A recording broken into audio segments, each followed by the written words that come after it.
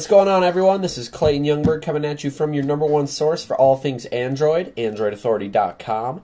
Today I've got a ROM review. I'm running the codename Android ROM on my Samsung Galaxy Nexus. Now this is their Jelly Bean build. It's brand new. They've been off the scene for a while, but this is actually where my Galaxy Nexus got its humble beginnings as being a rooted phone. I had the codename Android ROM on this device as the very first ROM it ever ran. So I was pretty happy to actually go ahead and flash this. Now, there's a lot of cool tweaks and mods you can do. It has a lot of great new features that a lot of the other Jelly Bean ROMs don't have so far, and this is just its first build. And it's actually quite stable. I've been using it for a few hours now, and I do enjoy the performance.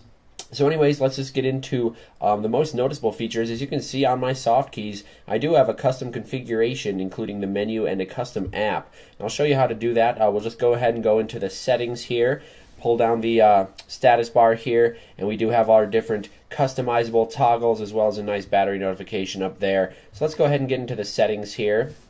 First off, I am just going to turn the screen brightness up just a tad so we can view this a little bit better. Now go ahead and turn off the automatic brightness so we can see everything. We'll go back. As you can see, there's an entire new pane of options here included in the codename Android ROM. We've got our interface, performance, profiles, quiet hours, themes, and info and tools. So let's just go ahead and go into the interface. This is where the most drastic changes are going to take place.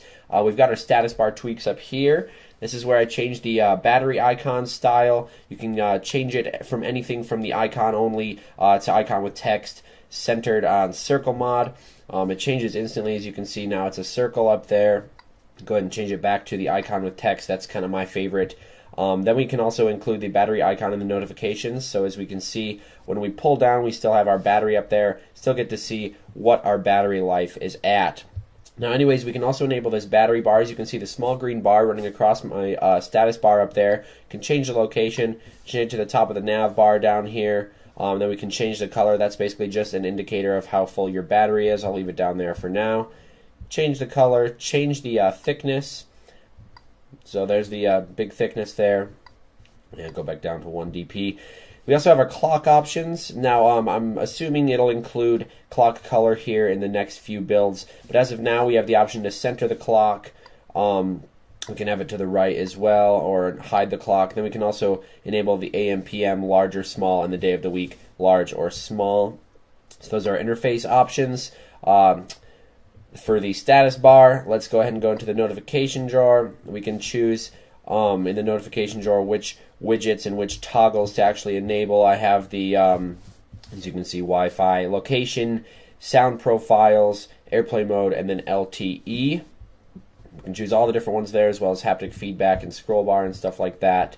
We have our nav bar options. This is actually some of my favorite customizations you can do on custom ROMs for the Galaxy Nexus. You can choose all of your different icons and your different apps and actions for the navigation bar, and then you can choose custom apps. So how you would do that is you just click button 3, action, and icon. You can choose which button you actually use, and if you were to choose a custom app, you can choose anything from your custom apps. You can also choose what happens when you long press. The Google Now functionality is still there when you long press the home. You can choose the height, the width.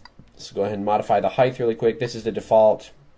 When you change that, you'll have to reboot, so I'm not going to do that right now. We can also choose the width, and then we have reset nav bar. Now also, what you're going to want to do is disable the menu location, because if you do have the menu location enabled, it scrunches your status bar into there. So if we remove that and we enable our full menu there, we actually get the full status bar usability. Anyways, we have lock screen options with custom sliders, display the weather, the calendar. We can choose our security options and of course our shortcuts for the different sliders. Then in our display options, we have the rotation where we can enable 180-degree rotation. Let's see if I can get that to work right now. Yep, as you can see, 180-degree rotation is enabled. Really cool, awesome feature. We can choose a volume rocker wake. Also our sound options, we have the expanded sound options, so if we choose to enable that, we can get all 3 of our sliders at once, which is very convenient. Set your alarm volumes and stuff. Now performance is here, but we don't have a different kernel coming with this ROM, so we can't change the maximum CPU frequency just yet. We can still choose our governor. There's a few on here. We have hot plug to save battery life and stuff like that. We have our profiles, which is really awesome. We have our home, night, silent work, day, all that stuff. We can choose the settings for each, all the different, Wi-Fi, GPS, Bluetooth, stuff like that. Good stuff in there. And then we have our application groups for the individual profiles. Now that's also ties in with the quiet hours, which is a really cool feature. You can enable the quiet hours, and as you can see, we can mute notifications, disable haptic feedback during that time.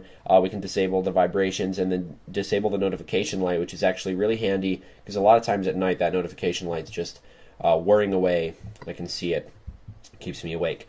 Anyways, we've got a theme manager where if we have themes installed, we can choose amongst them. We also have our info and tools here where we have the spare parts, the dev tools, and the testing menu under spare parts, which is the same as an Android app from the Play Store. We can choose our font size. A lot of cool extra tweaks to the Android system. Now we have our usual options as far as Jelly Bean, sound display storage, all that stuff. We have our advanced options where we can have our color hacks. Can't access the vibration tuning just yet. We have our regular accounts. Go down.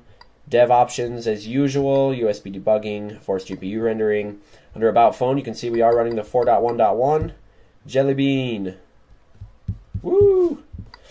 So yeah, guys, great user interface, all the features of Jelly Bean, cool toggles, cool navigation bar tweaks, everything's working, widgets, apps, everything's fully functional.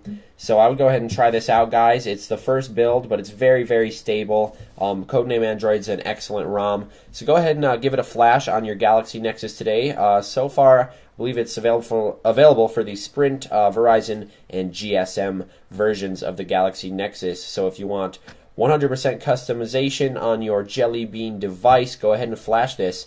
As always, thanks for tuning in to AndroidAuthority.com, guys. We really appreciate your support.